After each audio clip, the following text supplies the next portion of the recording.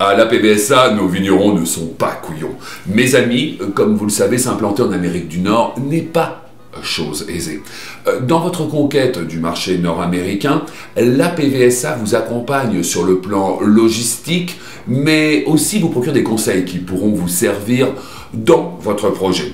Les agents sont là pour représenter vos vins et c'est pour cela qu'aujourd'hui, nous allons parler des contrats de représentation mis à disposition par les principaux monopoles canadiens et surtout des pièges à éviter. Je reçois donc aujourd'hui Maître Guillaume Endo, l'avocat de la PVSA, qui donnera toutes les astuces nécessaires pour vous permettre de réussir votre entrée sur le marché nord-américain. Maître Endo, bonjour. Bonjour Pascal. Merci d'être venu aujourd'hui à la dégustation. Merci de me donner l'occasion de parler aux vignerons. Maître, pourriez-vous nous dire quels sont les moyens pour un vigneron de rompre son contrat avec son agent? Alors Pascal, il faut comprendre qu'au Canada, le principe de base est la liberté contractuelle. Alors dans un premier temps, il faut toujours regarder le contrat, ce qui a été signé entre le vigneron et l'agence. Dans le deuxième temps, l'avocat qui regardera le contrat se posera les questions suivantes. Comment qualifier le contrat? Dans la plupart des cas, nous serons en présence d'un contrat de service, mais il est possible, pour différentes raisons, qu'on soit en présence également d'un contrat de distribution. Si on est dans le cadre d'un contrat de service, donc une prestation de service qui est offerte par une agence en contrepartie d'une compensation, dans ce cas, le Code civil est clair. Il est possible pour le vigneron de résilier le contrat. Dans le cas de contrat de distribution, la situation est un peu plus délicate car le contrat de distribution est un contrat innommé et à ce moment, les tribunaux se réfèrent à la bonne foi et à la relation entre les parties pour déterminer le comportement et la résiliation le cas échéant. D'accord. Écoutez, vous avez parfaitement bien répondu à cette question. On va passer à la seconde maintenant. Je souhaite être représenté par un agent au Canada. Ouais. Sur quel point du contrat dois-je négocier avec l'agent? Pascal, cette question est très importante. J'aime dire à mes clients, il vaut mieux prévenir que guérir. Dans ces circonstances, je conseille toujours aux vignerons de bien gérer leurs attentes.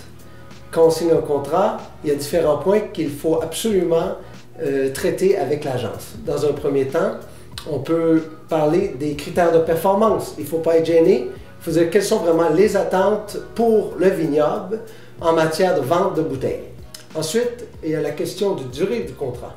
La durée du contrat est importante parce que, bon, il faut gérer le risque et ce que je conseille dans telles circonstances est de mettre un contrat d'1 an, renouvelable automatiquement, avec une résiliation moyennant un préavis. Alors, il est très important de s'assurer de la qualité de l'agent avec qui on fait affaire pour ne pas se retrouver avec des petites surprises. Dans le cas ensuite de la propriété intellectuelle, très important de maintenir une propriété intellectuelle qui appartient au vignoble. J'explique.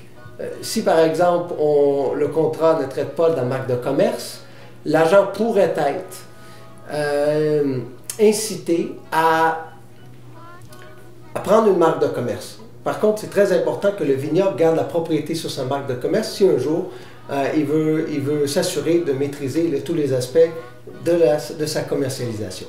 Très bien. Merci beaucoup, Maître Endo. On profite un petit peu de vous poser toutes ces questions pendant que c'est gratuit. Hein. Allez-y.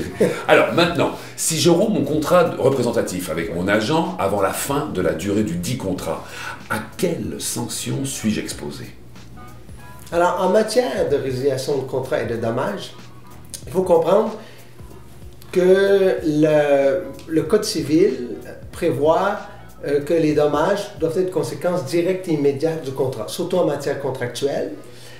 Ainsi, on peut penser à des dommages comme par exemple des frais de marketing qui ne seraient pas versés pour le futur, des pertes de profit potentiels pour le futur, parce qu'il faut comprendre le contexte où ce genre de dommages pourrait apparaître si un vignoble signe pendant par exemple 5 ans, mais rompt le contrat, disons, sans droit, disons, avant le terme, soit par exemple 3 ans après le début du contrat. Donc il faut faire quand même très très attention. D'accord, merci beaucoup d'avoir répondu à cette question aussi. Maître Endo, c'était toutes les questions de cette première émission. Je tiens à vous remercier. Maintenant, les vignerons qui nous regardent et qui aimeraient développer davantage sur ces questions, je vous invite à communiquer directement avec Guillaume Endo. Guillaume, à la prochaine. Pascal, à la prochaine. C'était Vigneron, mais pas couillon.